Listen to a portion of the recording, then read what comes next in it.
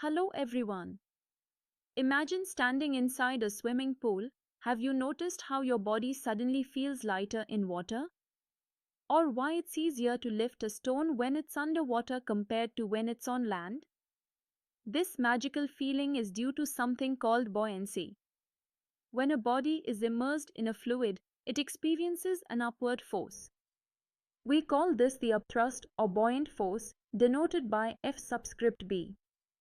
This upward push is nothing but the fluid resisting the weight of the object trying to sink inside it. In simple words, buoyancy is the property of a liquid, or even a gas, to push up anything immersed in it.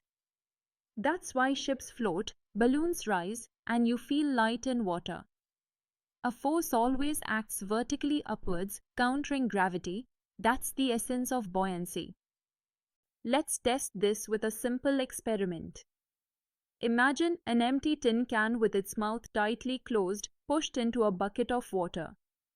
At first, it floats, most of it above the water surface and just a little below. Now, as you push it down, your hands feel a stronger and stronger upward resistance. That's the upthrust in action. The deeper you push, the harder it gets. Once the can is fully immersed, you'll notice you must keep applying a constant force to hold it there. And if you suddenly let go, the can will pop right back to the surface and start floating again. This shows one clear thing: the upthrust increases as the object is pushed deeper, opposing your push every step of the way. Here's another fun example. Take a cork and place it gently on water. About 2/5 of it goes under, while the rest remains above the surface. That's its natural floating level. Now, push the cork completely inside and release it. What happens? It shoots back up, almost like a spring. That's because as it goes deeper, the water exerts a stronger upthrust. The maximum upthrust, denoted as F-B, occurs when the cork is completely immersed. So the cork floats at the point where its weight is exactly balanced by the upthrust. Push it more, and the extra upthrust throws it back up. So what are the actual forces acting on an immersed body? There are always two. First, the weight W acts vertically downward due to gravity. Second, the upthrust F subscript B acts vertically upward due to the fluid. At equilibrium, when these two balance, that is, when F subscript B equals W, the body floats steadily. But when you immerse it deeper, the upthrust grows, and to hold it submerged, you must apply an extra downward force equal to F-B minus W. If you look at the diagram, you'll see this balance of forces: weight pointing down, upthrust pointing up, and the body in between. Now let's ask the million-dollar question: will an object float or sink? The answer lies in comparing its weight and the upthrust. Case 1. If maximum upthrust F-B is greater than weight W, the body rises and floats, displacing just enough fluid so that upthrust equals weight. Case 2. If F-B equals W, the body will float fully immersed and its apparent weight becomes zero.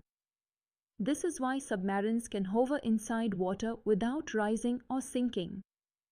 Case 3. If F-B is less than W, the body sinks.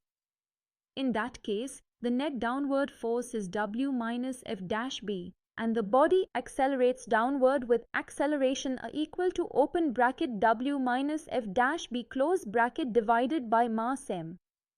So whether an object floats like a log of wood or sinks like a stone depends entirely on this battle between weight and upthrust. Let's test our understanding with a numerical example. Suppose we have a body whose weight is 20 newtons. The maximum upthrust exerted by water on it is 25 newtons. Will it float or sink? Step 1. Compare the forces.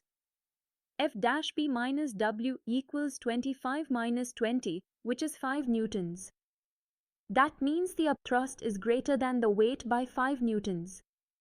Step 2. What does this imply? The extra upward force will push the body up until it reaches the surface.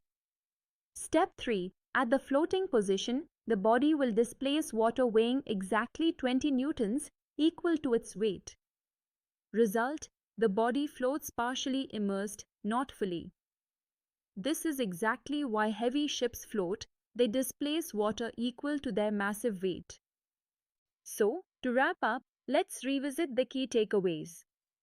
Whenever a body is immersed in a fluid, it experiences an upward force called the buoyant force or upthrust, denoted by F subscript B. This force depends on the volume of fluid displaced and the density of the fluid. If upthrust equals weight, the body floats. If upthrust is less than weight, it sinks. And if it is more, the body rises until equilibrium is achieved. This principle is not just about corks and cans. It explains why balloons rise in air, why ships can carry thousands of tons across oceans, and why you feel light in a swimming pool.